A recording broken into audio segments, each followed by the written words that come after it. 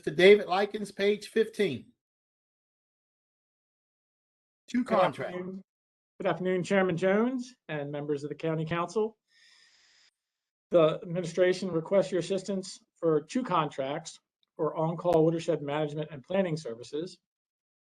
They're with WSP. One is for WSP, one is for Center for Watershed Protection. They're both for up to $750,000, 1.5 million total, 3-year contracts with 2 one-year renewals. They went through the PSSC process. They both have 20% WBE, MBE requirements on them. As you may or may not know, we got our new MS4 permit last November 4th of 2021. And in that, it requires that we update some of our small watershed action plans that we have done and some of our TMDL implementation plans. So we're requesting these contracts to help us come back and redo some of those plans. Some of the plans are, quite frankly, 10, 13 years old, and we've made very good progress towards completing some of them. So this will give us an opportunity to update those plans, show what we've done, show where we still need to go. The Chesapeake Bay model gathers additional science every year. They went from the phase 5 model to the Chesapeake Bay phase 6 model. So that changed some of our requirements. So we need to go back and update our plans accordingly. And that's what these two contracts are for. Okay. Thank you very much. Any questions, comments from the members? Hearing none. Thank you, Mr. Likens. Thank you. Now we move on to, let's see, Miss Nicole Finney-Frock from Property Management. Hi. Hi. Okay. Good afternoon, Mr. Chairman and members of the council. The administration is requesting the approval of an amendment to the contract for Lorenz Incorporated to provide maintenance, landscaping along streets in Towson, Dundalk, and West Side areas. Baltimore County is requesting total pension be increased from $499,193 to $532,589 upon approval from the County Council. This would provide a $33,396 increase to continue providing maintenance landscaping. The increase is due to the unforeseen accidents and natural damage caused to trees and shrubs. This contract was competitively bid, and we believe this increase will last us until it can be awarded again in February of 2023. All other terms and conditions will remain the same for this contract. Be happy to answer any questions. Any questions or comments? Hearing none, you can go on to your next contract, or is that it? I believe there is one more. Yep. Okay, very good. Again, good evening. The administration is requesting the approval of a contract for A&A Services LLC and Lorenz to provide mowing of median and roundabouts throughout the county highways. The agreement shall be effective on May 29th, 2022 and continue through February 28th, 2023 with 4 one-year renewal options pending council approval. If this contract is utilized as written for both property management and DPWT, the estimated combined total compensation for both contracts is $3,580,628. The MBE for this contract is 30%, and this contract was competitively bid. Be happy to take any questions. Any questions or comments? Yes, go right ahead. Thank you, Mr. Chairman. Nicole, I just wanted to extend to your group appreciation for your work. And I don't want to jinx us, but as we know, grass is getting higher. It's been a lot of rain. Oh my goodness. I will tell you, I mean, I remember 5-10 years ago, medians and roundabouts were never ending battle.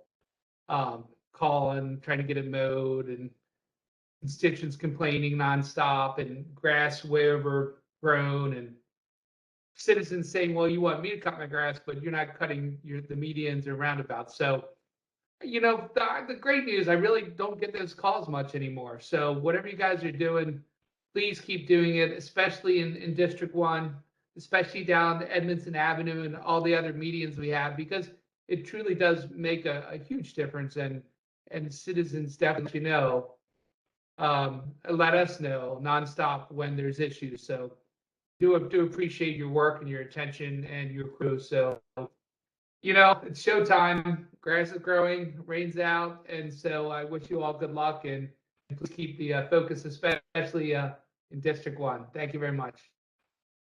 Thank you. All right, thank you, Councilman Quirk. Any additional questions, comments? Thank you very much. Thank you. You're welcome. Now we move on to page 8. Miss DeAndrea Walker, long time no see. Long time no see. Page 8 is the back. Yep, the back. Okay, I got 5 of them here, so. All right, Number 22-2. yep. Good afternoon, Chairman and members of the council. The administration is requesting approval of a general fund budget appropriation transfer totaling 1.2 million from the Bureau of Highways and Equipment Maintenance and the Bureau of Solid Waste programs to the Department of Solid Waste to our recovery facility, our recycling facility. The funds will be used for contractual labor costs and operational supplies for our recycling center. The BAT would not result in any increase in the amount subject to our spending affordability committee's FY22 expenditure guidelines. And this is just a transfer within departments from a savings that we had on one side of our department to the other side of our department. I'll take any questions that you may have. Fantastic. Any questions or comments? Hearing none. I guess you could go on to your next contract, Priceless Industries. Okay. The administration is requesting approval of a contract with Priceless Industries to provide the retracing of roadway lines and new line striping at various locations throughout the county. This contract is for 1 year and will renew automatically for 4 additional 1-year periods with an option to extend the initial term or any renewal term for an additional 120 days. The contractor being used for the repavement roadways, which requires pre-market and additional safety precautions, will provide all labor and materials and equipment for this process. We awarded this contract through a competitive process on a low bid from 2 bids received, and we also have a 20% MWBE participation requirement on this contract. I'll take any questions that you may have. Any questions or comments from the members? Hearing none. Thank you, Ms. Walker. Thank you for your most excellent presentation earlier today. Thank you, And- sir. Sure. And I guess you'll just hang around. We'll go to page 19. Maybe did you do authorization for application, Maryland Transit Administration? Nope, I didn't do that one yet. You ready for that one? Yep, page 19. Okay. Resolution, the administration is asking for approval of resolution 2022 that authorizes the county to file a grant application with Maryland Department of Transportation, MTA. These are for rural public transportation program funds and for our special transportation assistance, what we call STAP funds, to be used to help us with our county ride service, where we provide on-demand handicap accessible transportation service to our county residents that are 60 and older, or adults with disabilities age 18 and older. So we're asking for approval to file that grant application. Okay. No problems on my end. Any questions, comments from the members? No, thank you very much, Ms. Walker. And we'll move on to page 5. Ms. Walker, it's you again. Bill 27-22. And this is a mouthful: Coronavirus Response and Relief Supplemental Appropriations Act, Yep. Operating Assistance Grant.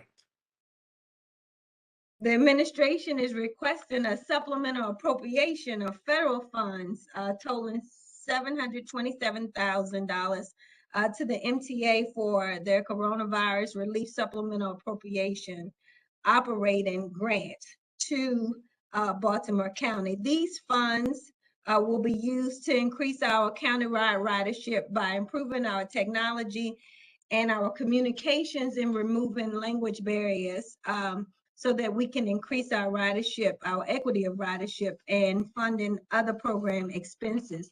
Some of the expenses that we're going to cover with this grant from the MTA includes operational supplies, paying out for some Uber services when we have emergencies associated with countywide, and when our county residents need transportation outside of our current hours. Tablets for our countywide drivers. We're transitioning to new technology, and our countywide drivers are going to go to tablets within their vehicles so that they can get their manifests on their tablets. So this will help us cover that cost amongst some, and also some promotional materials that we're trying to also purchase in other languages as we do some more outreach to increase our ridership. The grant period is from January 2020 through June 30th, 2024, and we are not required to have any matching funds for this grant. I'll take any questions that you may have. Any questions or comments? Hearing none, thank you very much, Ms. Walker, and thank you, Councilman Marks, for all your work on the circulator. For years and years and years, we heard it from you, so we're happy that it's here. Well, and Mr. Chairman, thank you. And I really think it can be a model for other areas, as we've talked about as well. Absolutely, and we look forward to expanding the service throughout Baltimore County, especially the Owens Mills area. All right. All right, so now let's move on. No. What do we have? Another one? Special assessment tax credit? Ms. Walker, you're it today. It's been a busy day. It's been a busy day. I'm telling you, go right ahead. All right, so the administration is putting forth Bill 2822, which establishes an income-based credit program for water and sewer benefit and construction loan deficit charges and assessments. Under the current law, property owners may be subject to pay a water or a sewer benefit assessment or deficit charge when they're connecting where public water and sewer connection or connected or passes by their property. The benefit assessment is a special assessment levied to recover construction costs for water and sewer mains, which can be financed over 40 years at a 6.42% interest rate and can be fully paid off at any time.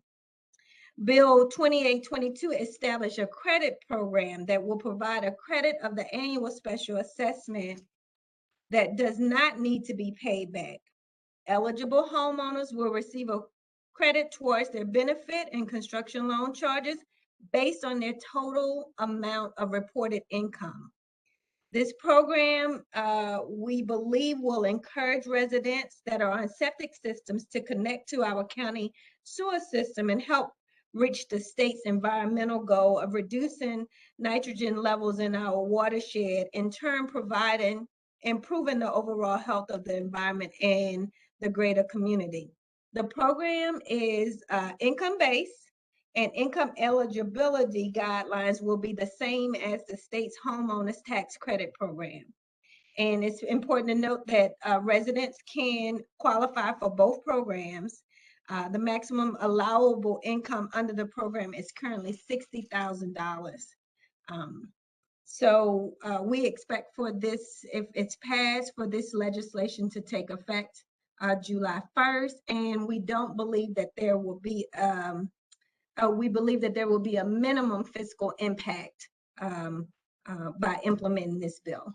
I'll take any questions that you may have. Any questions or comments from the members? Yeah, I'd like to say something about it, Mr. Chairman. Sure, go right ahead. Yeah, I think this is a really good bill. I thank the county executive for introducing it. We ran into this situation in the Perry Hall Manor area, and I know many of us on the council have similar instances where people of limited means really struggle to pay some of these fees.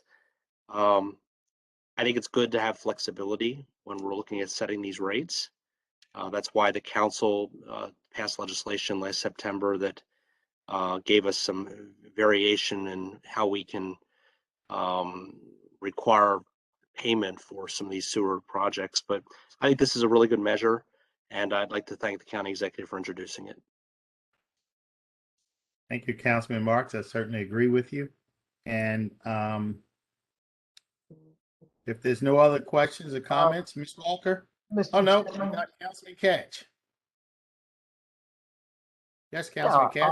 Can you tell me what, can you hear me? Yes. Yes. Oh, good, okay. Ms. Walker, can you tell me what the process is for obtaining this credit? There will be an application process that the residents will need to go through, and they will apply yearly. And the application will be submitted to our Metro department, and we will use the same criteria, the same standards that's used for the homeowners program right now in terms of validating whether or not they meet the criteria for the application. And how will they know the existence of the program? We're going to post the program on the website. We're going to do some outreach. And as we are going out so when we have to go out and do sewer connections, we typically do community meetings. It will be a part of our presentations for our community meetings, and it will be on our Metro website as well. Oh, okay, thank you very much.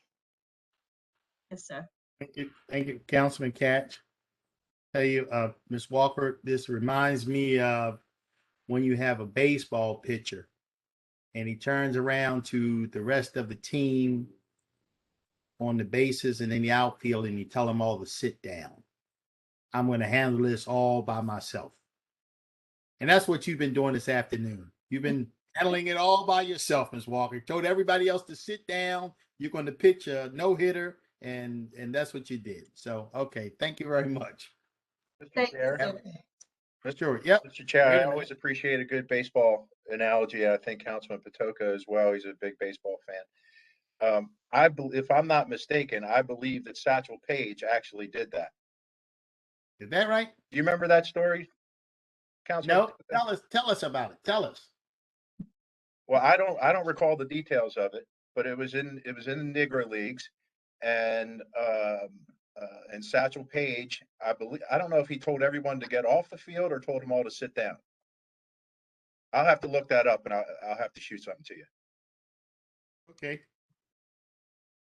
So, Ms. Walker, you are the Satchel Paige of Baltimore County government today. As a basketball See me a coach, lot today. Y'all see me a lot today. But listen, my team, they're all online texting, so they're right there with me. Ms. Walker, don't tell them to sit down because as a basketball coach, if my players sat down, they'd be running laps forever and ever and ever. Okay, I won't tell them that. You need some better pictures, Councilman Patoka. All right. Thank you, Ms. Walker. And now I guess we'll move on to the main event with Mr. Drew Vetter, page 1, Bill 24-20.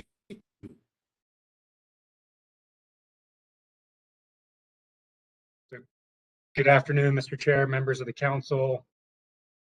Pleased to be here to present Bill 2422. which is an act concerning the establishment of a Baltimore County Police Accountability Board. As I think we all know by now, the establishment of the PAB is an outcome of House Bill 670 from the 2021 Maryland General Assembly legislative session, specifically the Maryland Police Accountability Act of 2021. Generally speaking, this bill related to the police disciplinary process and established various statewide accountability and disciplinary processes for police officers, among other things. But important to today, it required the establishment of a PAB, Police Accountability Board, in each jurisdiction. So the legislation that's before you does that for Baltimore County.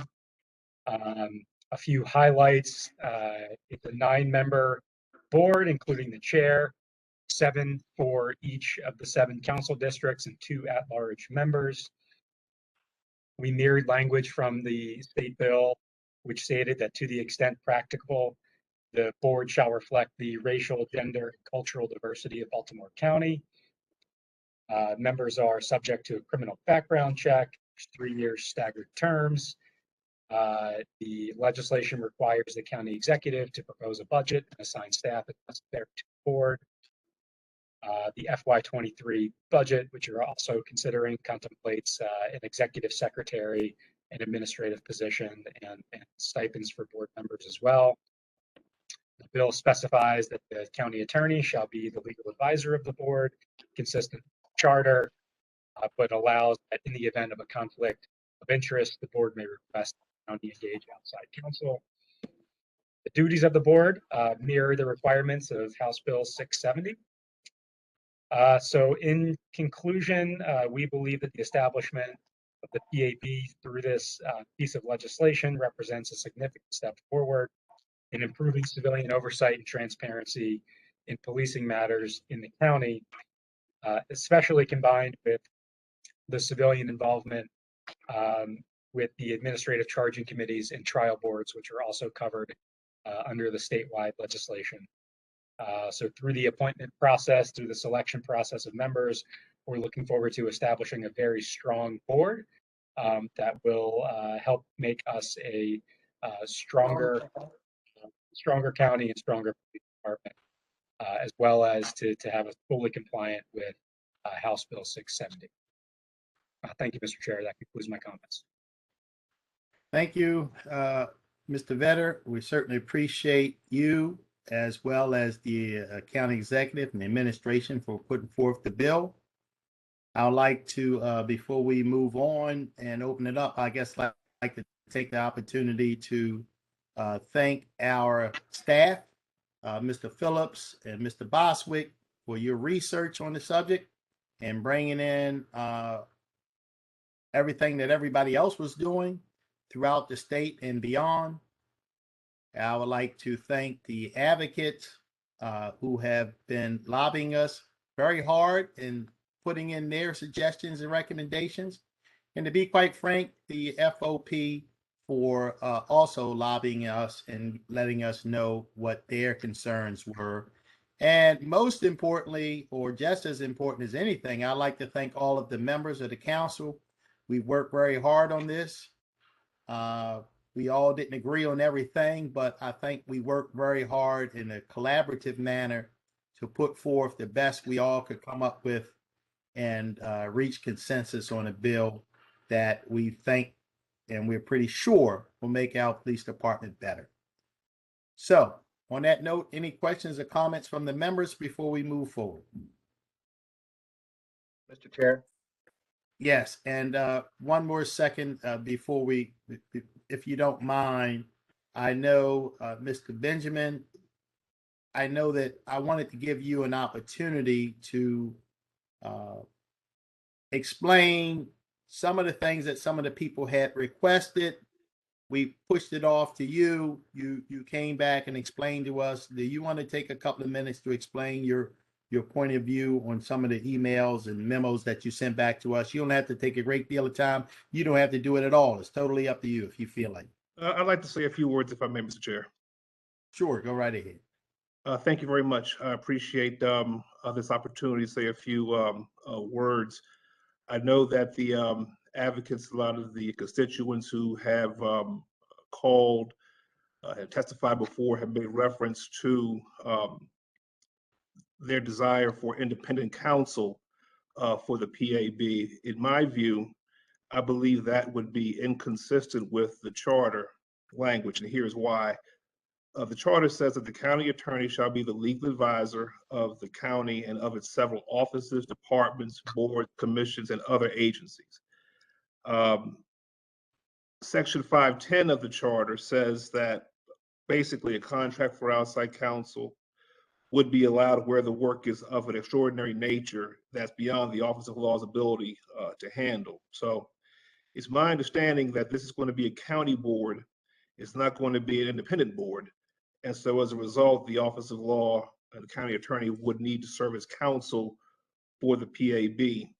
Now, admittedly, that I can certainly see instances where there may be work being of an extraordinary nature, such that it would be on beyond our office's ability to handle, such as where there may be a conflict of interest. But I think that in those instances, outside counsel could be retained to advise the PAB, but I think that it must be on a case-by-case basis.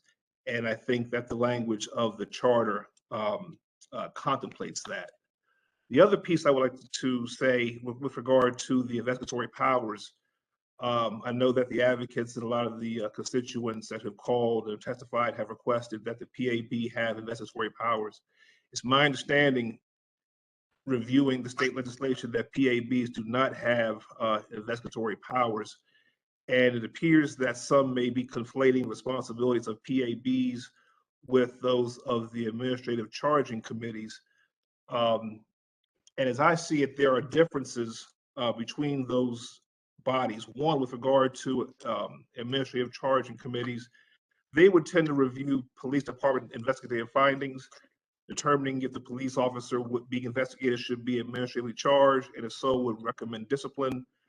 But the PAB reviews the outcomes of matters considered by an administrative charging committee and would submit an annual report to the county council and the county executive, and would work with the county government to improve matters of policing. So I know with regard to potential policy implications, I know Mr. Vetter has spoken to that, but I think that as it relates to PABs, the state law did not vest investigatory powers in a PAB. And I think that if we're looking at an issue with regard to granting investigatory powers, I think that additional issues would need to be considered, and maybe Mr. Vetter could speak to that. But where we are now, I think that what we're looking at is PABs and what should be and how they should be construed and how they should be formed. That's all. Okay, well, I thank you very, very much for your comments and all your hard work on the effort on the issue. And now I believe it was Councilman Crandall. Yes, thank you, Mr. Chair. I do appreciate your comments. I think that you're correct in that we have approached this bill in a collaborative way. And I want to thank Mr. Phillips and Mr. Bostwick for their work on it. If I'm not mistaken, and Mr. Bostwick can correct me, I believe that the amendments to the original bill that we're all looking at, I believe that they are now posted on the Baltimore County website. Is that correct, Mr. Bostwick? That is correct, Mr. Crandall. Thank you. So earlier today, there is a point of contention. So earlier today, Councilman Marks and I asked our draftsman to produce a further amendment, which would amend Councilman Catch's amendment on the ability for convicted felons to serve on the board. Councilman Catch's amendment has a 10-year provision in that amendment, and Councilman Marks and I are co-sponsoring an amendment that says that anyone convicted of a felony and with a punishment of over 2 years at any point in their life would not be eligible to serve on the PAB or the accounting, the charging board. So I just wanted to make everyone aware that that amendment is forthcoming, and I'm sure that that will be posted along with the others as soon as Mr. Bostwick, Mr. Phillips come up with the language. That's all, Okay, Mr. Chair. Thank you. thank you, Councilman Crandall. And at this moment in time, why don't I ask Mr. Bostwick or Adam to briefly or go over some of the amendments. We have it posted. I emailed it to several people that were asking me about it, and we wanted to get it out as soon as we could. But believe me when I tell you, we've been working on this in addition to the budget issues right up through yesterday evening, late in the evening, and we got it out as soon as we could. And like I said, you know, there's a lot of other things going on as well. So on that note, I will ask Mr. Bostwick, you or Adam would like to go over some of the amendments that, or some of the significant changes that we submitted in the bill, just so people can understand, and then our callers can comment on it. I'd be happy to, Mr. Chairman, and I think I can be fairly brief. Just one thing, as an aside, I wanted to expound on what Mr. Benjamin said, because I agree with him completely on those 2 points, and particularly with regard to the PAB and the Administrative Charging Committee, or what we've referred to as the ACC. The ACC is really the one that does the determinations of whether to charge, and if so, what to charge, and to recommend discipline. So that's really where the rubber meets the road. And the state law already, as part of its provisions, says that the ACC, in executing its duties in accordance with the state law, may, one, request information or action from the law enforcement agency that conducted the investigation, including requiring additional investigation and the issuance of subpoenas. Two, it also requires that the ACC can review body camera footage that may be relevant to the matters covered in the complaint of the police misconduct. Three, it can authorize a police officer called to appear before the ACC to be accompanied by a representative. And four, it can issue a written opinion that describes in detail its findings, determinations, and recommendations. So it has, to some degree, investigatory powers that allow it to go further than just rely on what the police or law enforcement agency investigation is. If it sees it needs more work, it can ask for it. And that includes subpoenas and further investigation. So I just wanted to get that out there, because it's not necessarily clear, because it is in the state law and it's not yet in this bill.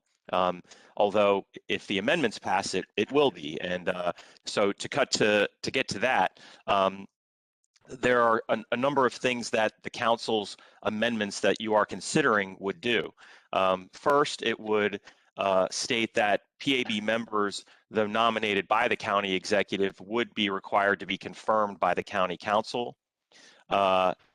Second, a new paragraph to the aspect of the bill about the composition of the PAB would state that when there is a vacancy of a PAB member in a council member's district, not one of the at-large members, but one of the PAB members in a member's district, for a period of 14 days prior to the executive nominating a new member, council members may recommend up to 3 persons from the district for potential appointment to the PAB.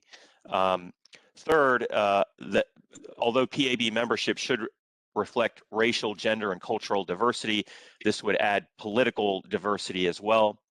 Fourth, a new paragraph would also state that, alluding to Mr. Crandall's amendment, a person may not be appointed to the PAB if convicted of a felony or misdemeanor with greater than a 2-year penalty in the last 10 years prior to the appointment. I understand that Mr. Crandall will want to make that more stringent so that no person convicted of a felony or misdemeanor with greater than 2-year penalty could be on the PAB. Next, a new subsection would require some PAB training, PAB member training. One, a condensed program of the Citizens Police Academy, and two, a ride along with a county police officer. In addition, retired police officers that may be on the PAB within 5 years of their appointment would not be required to do these two things. Next, the county, we also inserted a purely technical amendment that would include under the county's, under the staffing, the executive secretary that is referenced in the bill. And most substantively, Mr. Chairman and members of the council, the amendments the council is considering would add a new subtitle in addition to the PAB, would add the Administrative Charging Committee and the Trial Board process to the bill. And these two items, which kind of make up this three-prong police charging and discipline scheme, the PAB, the ACC, and the trial board process, it would all incorporate the state law requirements for the ACC and the trial boards from the Maryland Police Accountability Act of 2021 and as amended in 2022. And then the last thing, very technical, would be to add the financial disclosure requirements not only for the PAB members, but also for the ACC members and trial board members. And I think that's, Adam, if I've missed anything, let me know. Strike clause. Yes, I'm sorry about that. Yes. The strike clause would allow each side, in effect, in a trial board proceeding, which includes the accused officer as well as the chief of police, because in a sense, the police department is the prosecution and the chief is the person leading that. So each side, in effect, would get one opportunity to excuse one of the three members of the trial board, except for the chairperson of the trial board. So the officer or the chief would have one opportunity to excuse either the officer that is on the trial board of the same rank as the accused or the one civilian member of the trial board. And each side, again, would get one chance to do that, and then another person would be selected and in the same way that a person would normally be selected for a trial board, and then that would be it. There would be no further excusing of members. Thank you, Mr. Boswick. Any questions or comments you. from members before we get on to the people that have called in? or the Mr. people that Chair. are- Yes, Councilman.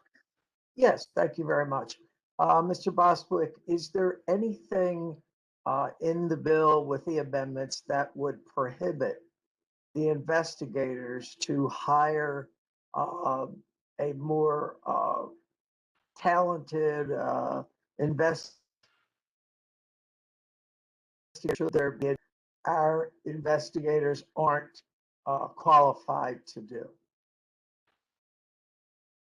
There is nothing in the bill in that sense, Mr. Catch, nor does the state law address that.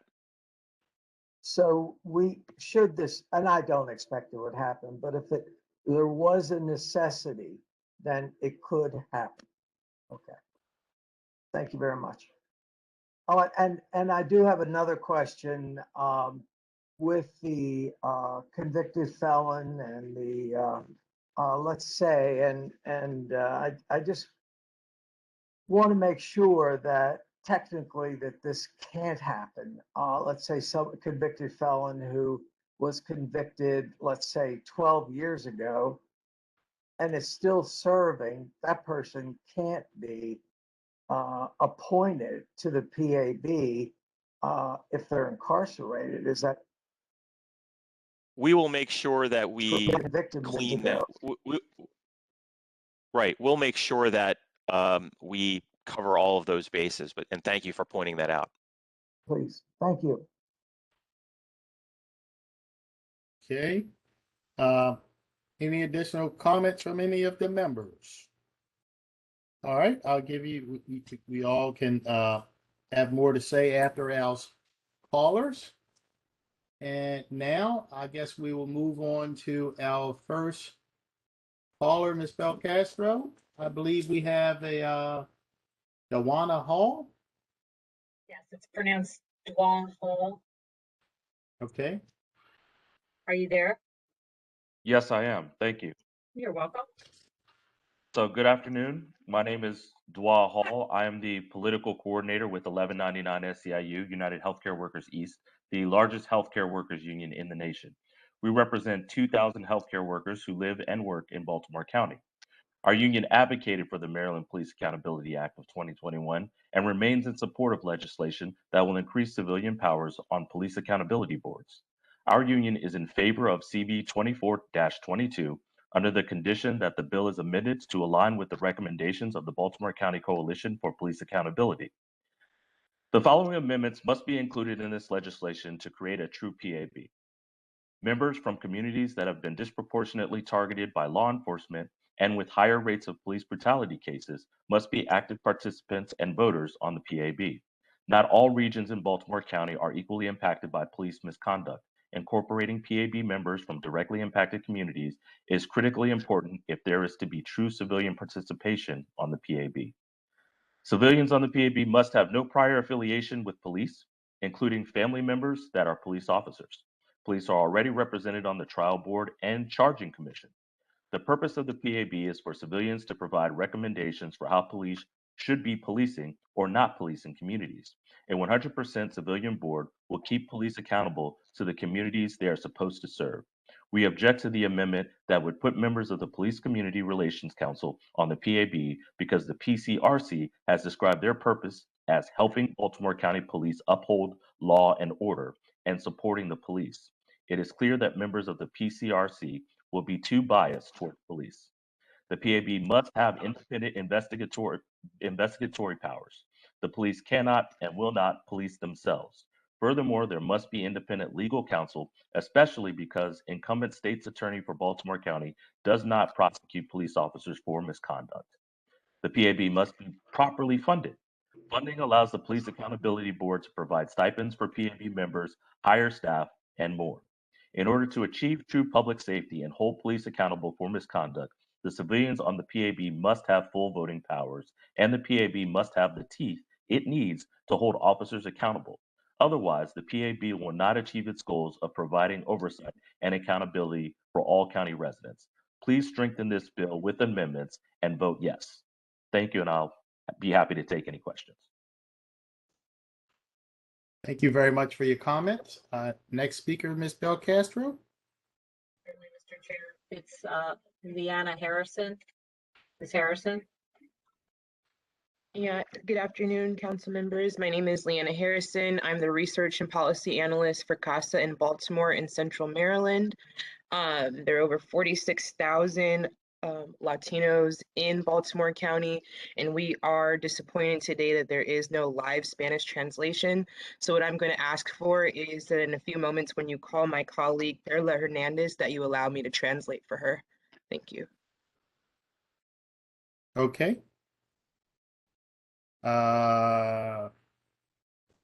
Absolutely. Hopefully she's, I take it she's with you? Mr. Chair. Oh, yeah, well, you can do it either way. As long as you're logged on and you can hear, we'll let you speak as well as she, and then you both you can translate. Go ahead, Councilman Patoka. I just wanted to let you know that Carlos Gonzalez is monitoring the meeting. And so if you're in need of someone to assist with translation, Mr. Gonzalez is happy to do so. Okay, we thank you. Mr. Chair? Yes. We are going in the order, and Ms. Hernandez is two more speakers down. Our next Okay, speaker is Chris Hodnicki, but I will, when I call Ms. Hernandez, I will certainly unmute Ms. Harrison as well. okay. Our next speaker is Chris Hodnicki. Are you there? Yes, I'm here. Can you guys hear me clearly? Yes. Yes. Okay.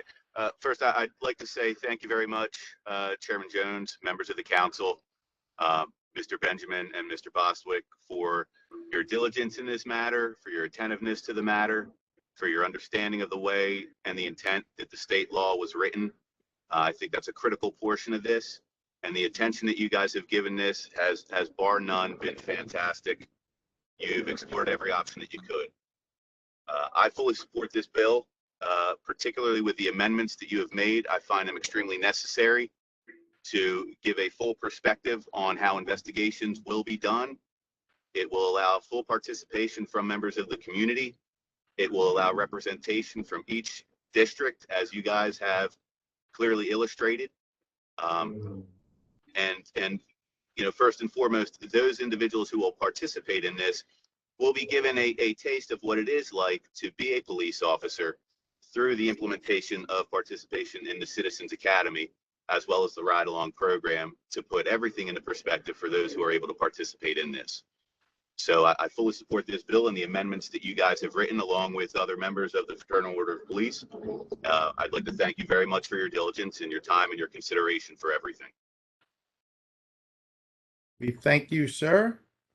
Next speaker, Ms. Belcastro.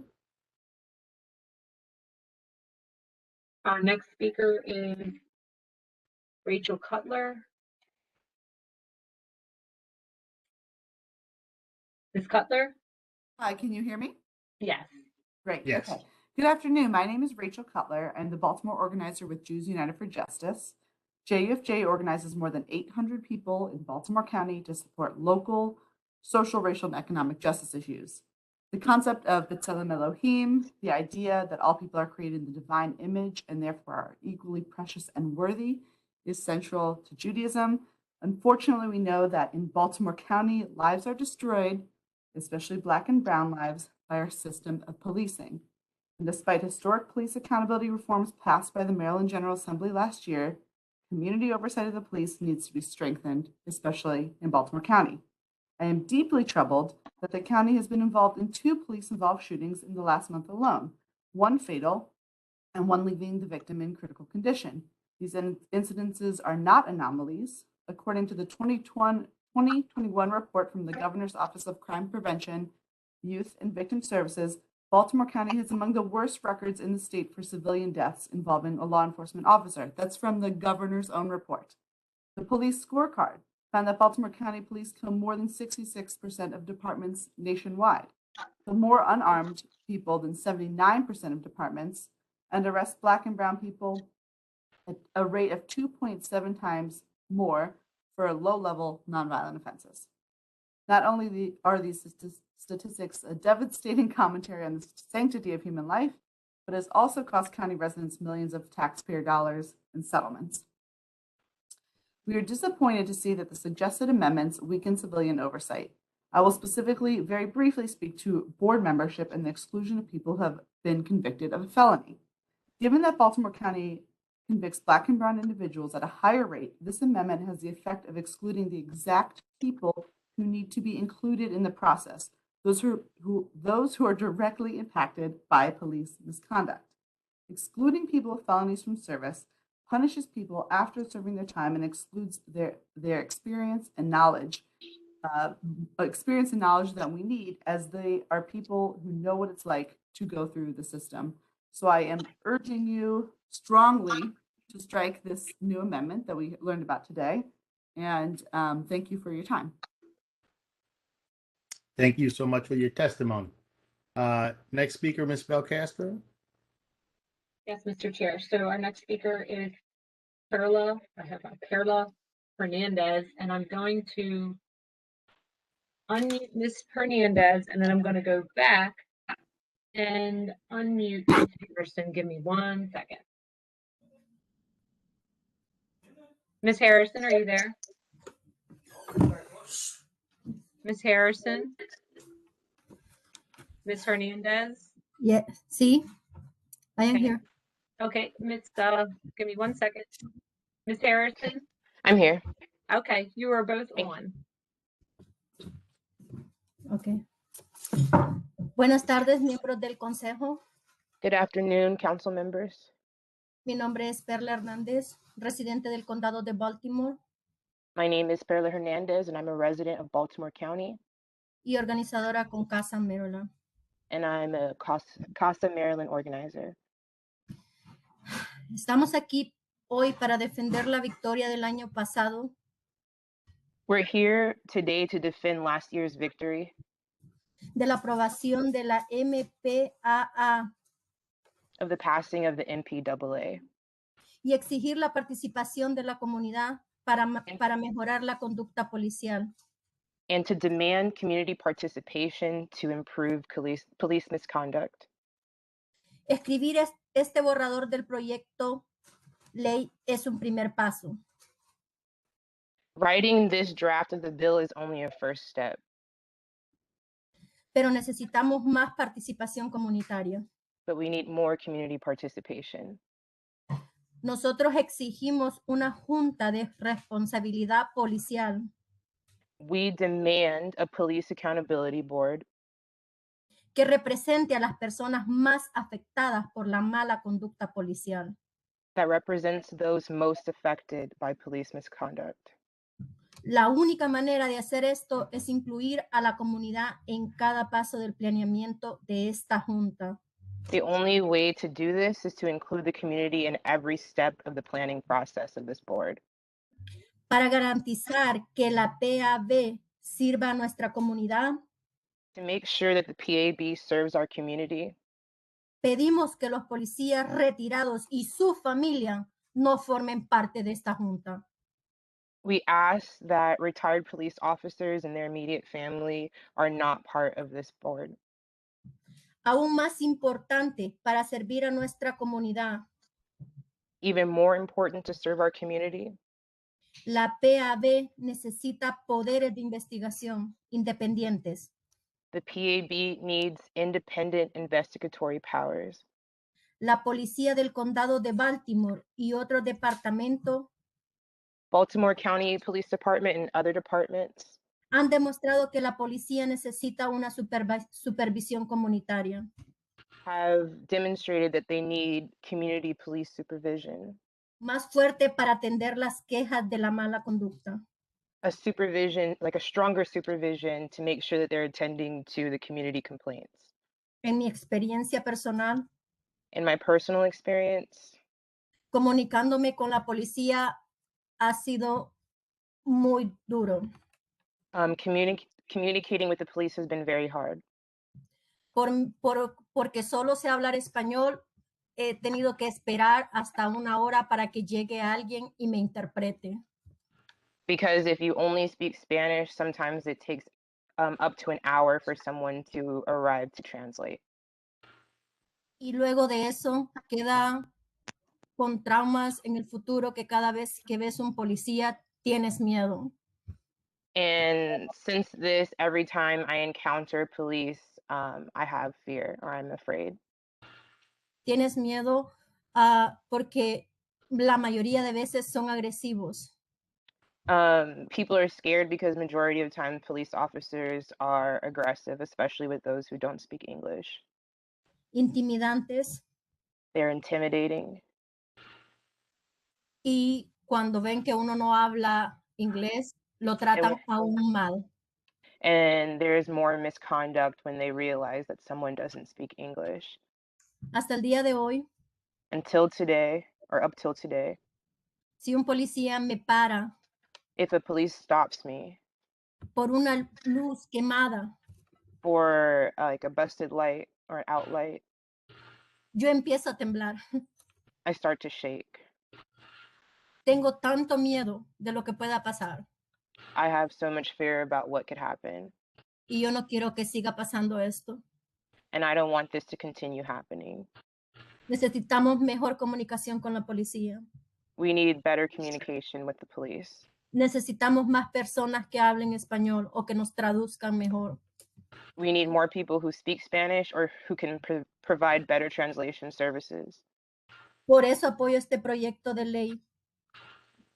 For these reasons, I support this bill Con recomendación de la Coalición para la Responsabilidad Policial del Condado de Baltimore. with recommendations for the Baltimore County Coalition for Police Accountability. Muchas gracias. Thank you.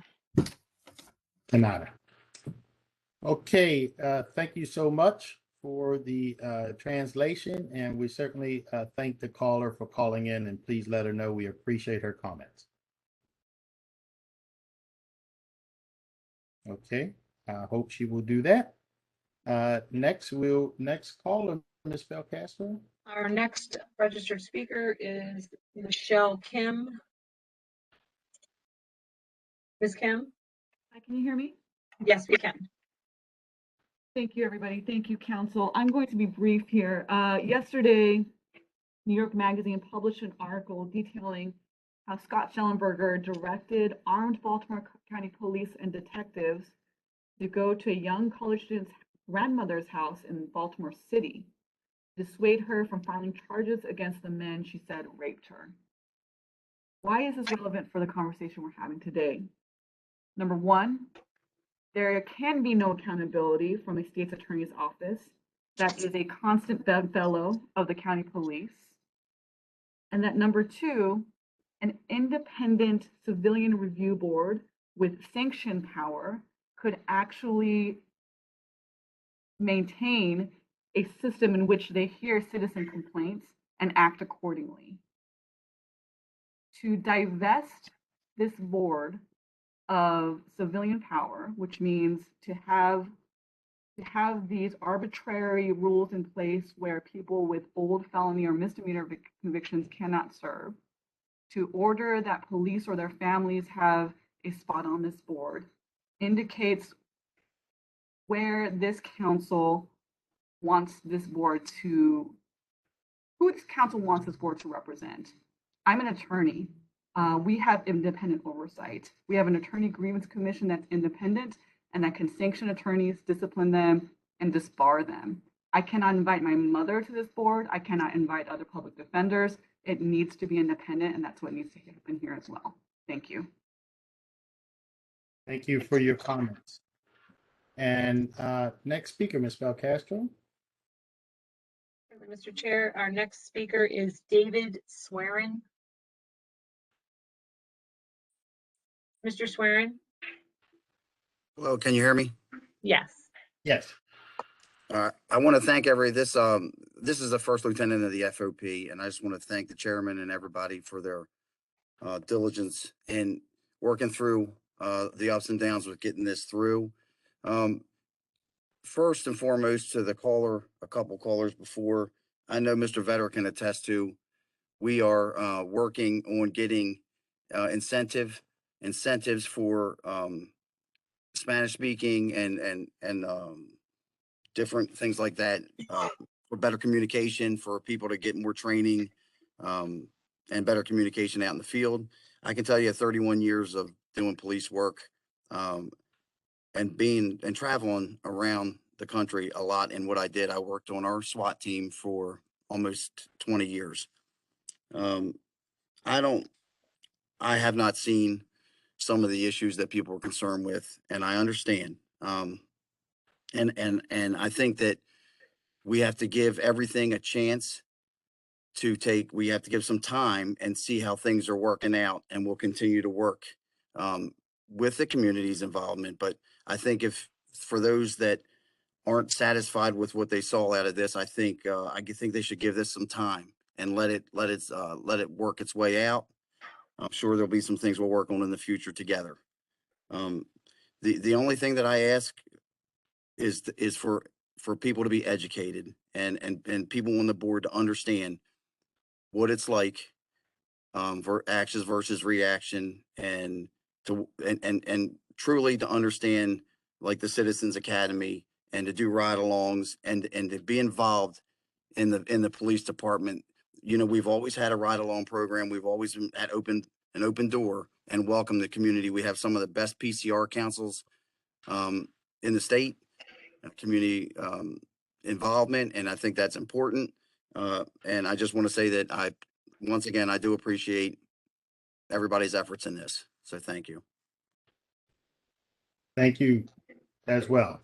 Appreciate your service. Next caller, Ms. Belcastro. Our next person is Philip Miller. Mr. Miller? Yes. Yes, I'm here. Okay, you may begin your testimony. Thank you. Good afternoon. I am Philip Miller, resident of District 2 in Pikesville. I am here today representing Dr. Stuart Barron, a renowned child psychiatrist who is also a District 2 and Pikesville resident. And this is the words which he asked me to submit to you. I appreciate the work that the Baltimore County Council does on behalf of the Baltimore County residents every day, especially during these most difficult times. I also appreciate the work of Jews United for Justice, which Rachel represents, as she spoke earlier, in trying to make for a more just society. I particularly would like to comment that the PAB membership should reflect the population, identities, and communities and geographic areas that have the most law enforcement encounters. I believe that such a reflection would not only hold police actions accountable to the communities that have had many enforcement encounters, but could enhance the trust and commitment that those communities have towards the police. Additionally, I would like to comment on the independence of the members of the PAB. I believe that the PAB members should not be retired police officers or their immediate families. I appreciate and respect the service of retired police officers, to be sure. However, it is only human nature to have a bias towards team members who once worked arm in arm together during such a difficult job, such as law enforcement. Frankly, as a physician, there is a special bond that exists between physicians having gone through very difficult training and practice together. Such bonds would be difficult to look past to judge a peer in disciplinary procedures. I believe there would be a conflict of interest to have the county attorney as a member of the board, while at the same time representing the BCPD, the sheriff's office, and the county. I believe that such an affiliation would lessen the independence of the PAB due to the different allegiances that the county attorney would have in such a position. I believe that for the PAB to do its job and to maintain the trust and confidence of the population it serves, striving to make sure of the independence of its members would be of paramount importance. As such, a truly independent PAB would contribute to the community trusting and engaging with the Baltimore County Police in its extremely important work. Thank you for your consideration. Again, thank you for all of your continued service to our county. Sincerely, Stuart R. Barron, MD, and Assistant Professor of Psychiatry, Department of Psychiatry and Behavioral at Johns Hopkins University School of Medicine. And I would like to include, just as myself, Philip Miller, that I am a member of Jews United for Justice, and we at Jews United for Justice maintain that our initial suggested amendments are critical. Many people have already spoken to the necessity of those suggested amendments submitted by us, and implore the council to take those into consideration. Thank you very much. Thank you, sir. Chris, next caller, please. Our next speaker is Peter Richkes. Ms. Richkes? Thank you, Ms. Belcastro. Good afternoon, Chairman. Can you hear me? Yes. Okay. Good afternoon, Chairman and members of the council.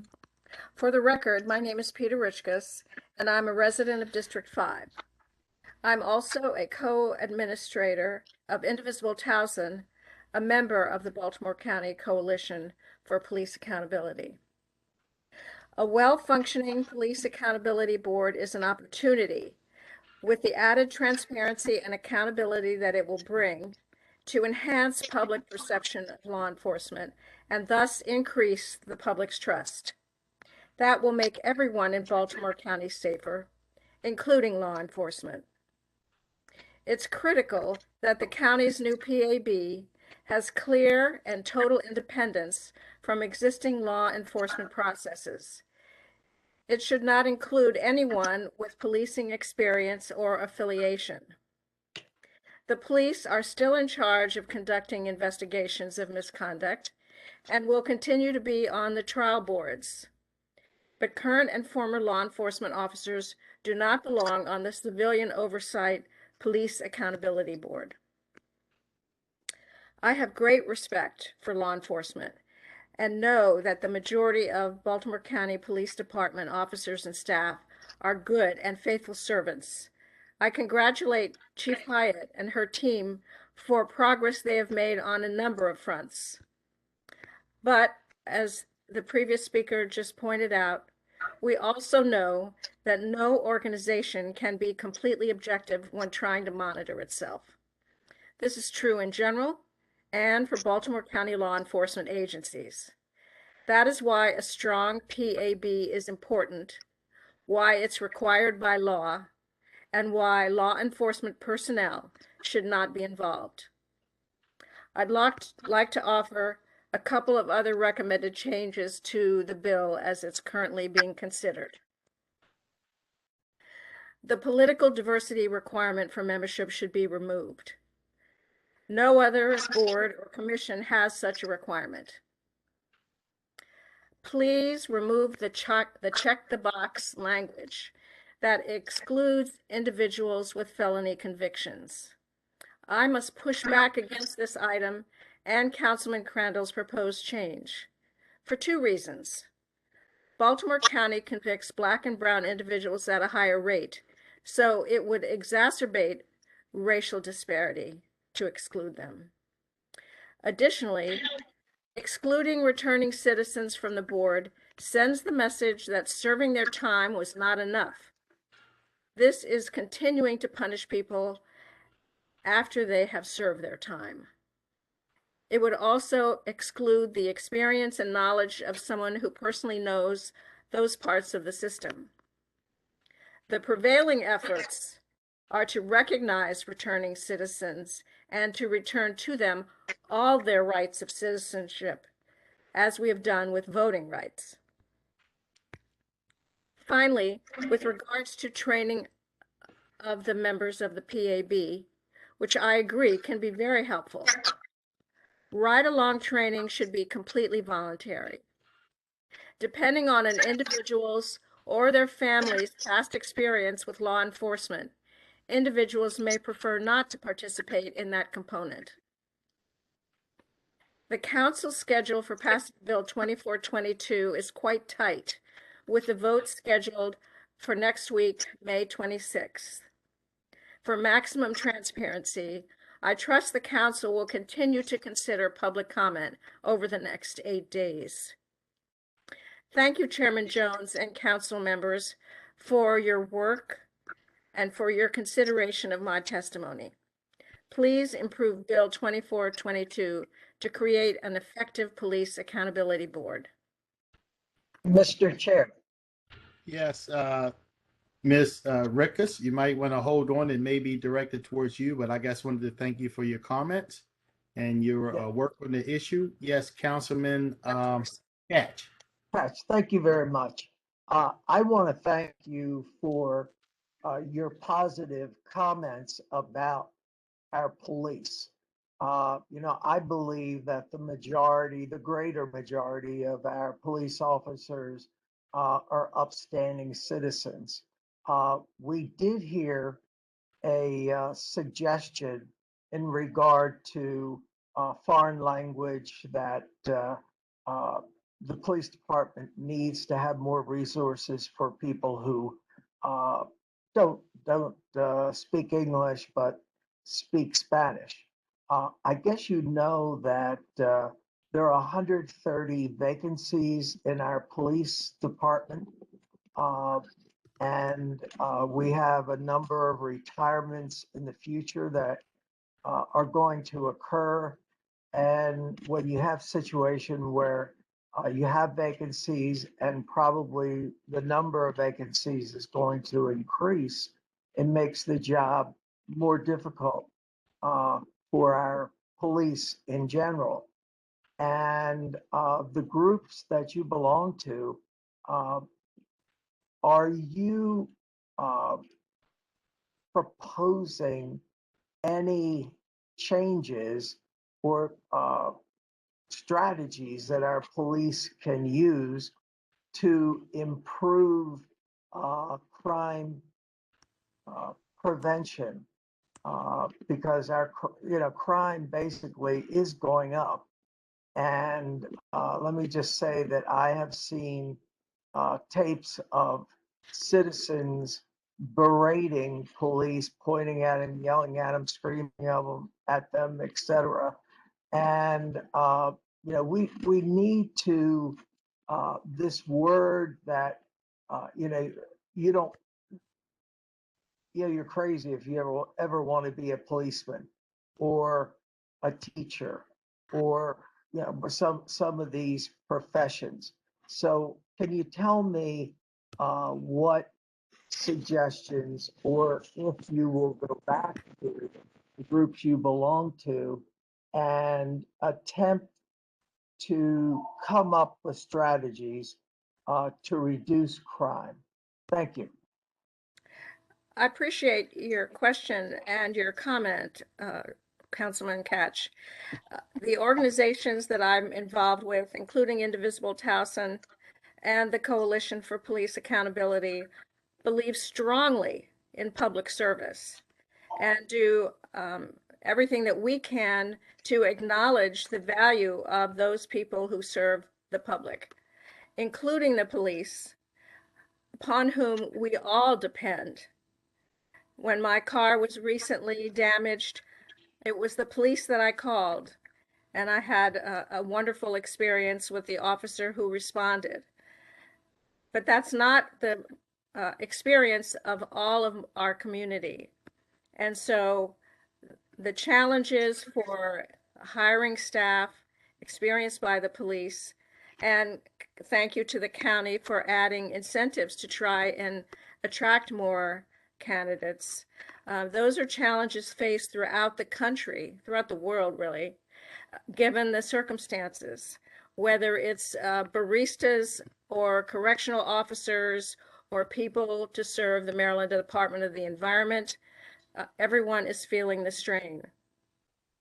But rest assured that it's through trust and equitable treatment of our citizens that can add greatly to all of our safety. Thank you. Mr. Chairman? Yes, go right ahead, Councilman Quirk. Yeah, I just wanted to echo on Councilman Catch's comments that, I mean, very, very clearly, there's vacancy and staff shortages, all over the county, including bus drivers and cafeteria workers and teachers, and vacancies. The Great Resignation, so to speak, has been quite significant and quite challenging. But I would also submit that the vacancies and, quite frankly, the retirements that are happening at the Baltimore County Police Department are very concerning, and not just the Great Resignation concerning, but significant challenges. And it's something that I think, as a county council and as the county executive, we simply have to do better here, because the vacancies are going to start affecting, if they haven't already, a lot of the statistics that all of us really hold dear, and we all value public safety. But if we have captains that can send out 10 or 15 people on a shift or on in the day, that's ultimately going to affect our statistics, and it's going to affect the public safety of the citizens. So I would submit that the vacancies that are happening in the Baltimore County Police, and candidly, the significant, and I mean very significant, retirements is more than concerning to me, as not only a council member, but as a citizen of Baltimore County. And it's something I think we simply must refocus our efforts here, because I think the problem is more than just, the great resignation that we're seeing staff-wise. And then I would also suggest to some of our citizens out in public. One thing that I've personally found that's been exceptionally helpful, citizens interfacing with our police, and I've seen it over and over and over in many, many meetings, is when citizens attend, like in our district, District 1, the southern part. It's Julian Jones, and I do called not. the Wilkins Police and Community Relations Organization, WIPCRO. But most of the organizations around the county are the PCRCs, the Police and Community Relations Councils. And I mean, quite candidly, I've seen a lot of really productive conversations. We have some issues with crime, for example, in Catonsville or in Arbutus. And I always encourage citizens to come out and actually talk literally to the captains of the police precincts, because they're there. And so I would highly recommend, people from different organizations really try to spend some time, perhaps even going to some of these PCRC meetings and having super good dialogue and conversations directly with the leadership of the local precincts. And I mean, I've personally seen a lot of issues be resolved in those meetings. So just something I think has been a very good resource. And, citizens and police, we simply must work together because the challenges we face are significant. And I think we can tackle them in a very proactive fashion by a lot of times more communication between all members of the community and interfacing directly with the captains and the leadership of the police. I'll tell you, I've seen it make a big difference. So thank you, Mr. Chairman. Thank you, Councilman Quirk. And I know we have another couple of callers. Next speaker, Ms. Belcastro. Certainly, Mr. Chair. Our next speaker is Lorena Diaz. Ms. Diaz? Yes, can you hear me? Yes. Yes. Good evening. My name is Lorena Diaz, and I am with the ACLU of Maryland and a member of the Baltimore County Coalition for Police Accountability. I just want to refocus the conversation and turn it back to the purpose of this bill, which is police accountability. This is not about vacancies or about staffing. Council members have shared points that ask for support of the police and completely leave out the families that have been impacted by police brutality, families that have lost their loved ones because of this. So it's extremely disappointing to see the amendments that ended up in this new bill draft, having knowledge of the amendments that were left out. The amendments that were included actually weaken civilian oversight. The coalition recommendations focus on the most critical features of a board that will advance the goals of accountability, transparency, and trust within the community. This is why it is important for the PAB to have investigatory powers. I would like to address the points brought up by James Benjamin and Tom Boswick. HB 670 provides a guide to the counties and leaves a door open for counties to create investigatory PABs. I would be happy to share support letters from delegates and from senators that have spoken to this. HB 670 has created a minimum standard, not the ceiling. The PAB needs investigatory powers so they can investigate complaints or incidents themselves. Otherwise, the fact gathering is entirely conducted by other police. Essentially, the police will be investigating the police. The ACC is a judicial body and not investigatory body. They will have access to the investigations and can send them back for further investigation. But the ACC, and let's be clear about this, the ACC does not get the complaints until after the investigation is completed. This is why the PAB needs to have investigatory powers. The ACC is part of the internal disciplinary process, whereas the PAB is a community and public body, and so that is where the investigation should be. Just like the Baltimore Civilian Review Board, they can review all the complaints from the civilians, but they do not have to investigate all of them. As Baltimore City's CRB has shown, civilians are more willing to talk to CRB investigators, trust them more, and so on. And in 26% of concurrent investigations, the CRB disagreed with the PIB, which is the city's internal affairs. Independent investigations often yield different witnesses and evidence, leading to different findings. We urge the council to pass a strong PAB and not a watered down version that will continue to protect the police. The PAB must have investigative powers or subpoena power investigators. Otherwise, we'll have the same system where only police are investigating police. The whole point of repealing Leopold was to allow civilians to do investigations that can lead to discipline. Thank you very much. Thank you so much for your comments. And next speaker, Ms. Belcastro. Certainly, Mr. Chair, our last speaker this evening is Cheryl Gottlieb.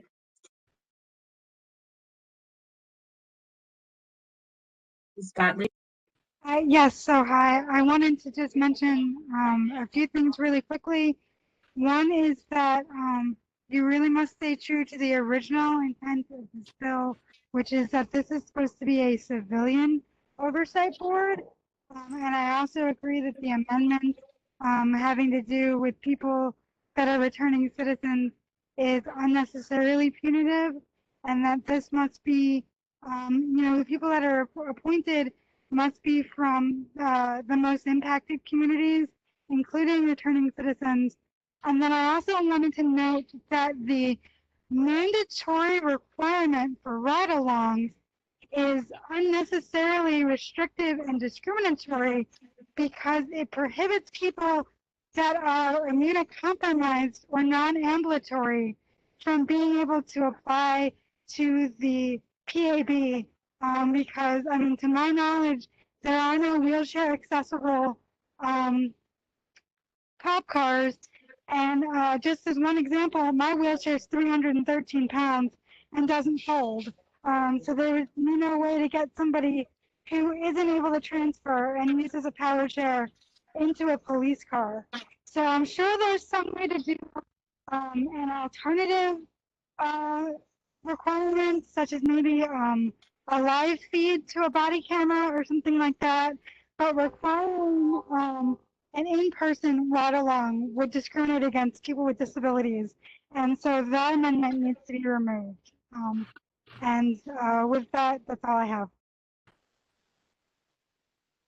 Thank you so much for your comments. And as always, we thank you for all of your advocacy and reminding us about individuals who have other challenges. So that will, I will start off before I hand it over to my colleagues. One of the things that struck me is, as far as translation goes, I was listening, and we certainly are doing our very best to hire more officers that are bilingual and come up with all sorts of, incentives to try to get more bilingual officers. But one of the things that struck me is nobody should be sitting around for hours waiting for a translator to show up when everybody who has a phone has one. So I took the liberty of just plugging something in. Let me see here. Wait a minute. Let me see here. Okay. Hello, my name is Julian Jones and I do not speak English. I will use my phone to translate. Hola, mi nombre es Julian Jones y no hablo inglés. Usaré mi teléfono para traducir. Everybody's cell phone can have this in any language they want. So that should help. Hopefully nobody's sitting around waiting on somebody to translate when they have those abilities on their phone. That said, I heard everybody's comments. We certainly appreciate the comments. And now I'll open it up to the members. If you have any closing remarks or anything you'd like to add in response to what we heard today. Going once, going twice. Again, I thank everybody for all your comments and concerns. And certainly feel free to reach out to each and every one of us via email or however. And we'll certainly take your considerations we'll certainly take what you said today into consideration. Again, I want to thank everybody for the hard work for getting us to where we are today. So, was there something else? Did somebody say something? Okay. Thank you very much, everybody. Everybody be safe and God bless you all. All right. Bye-bye.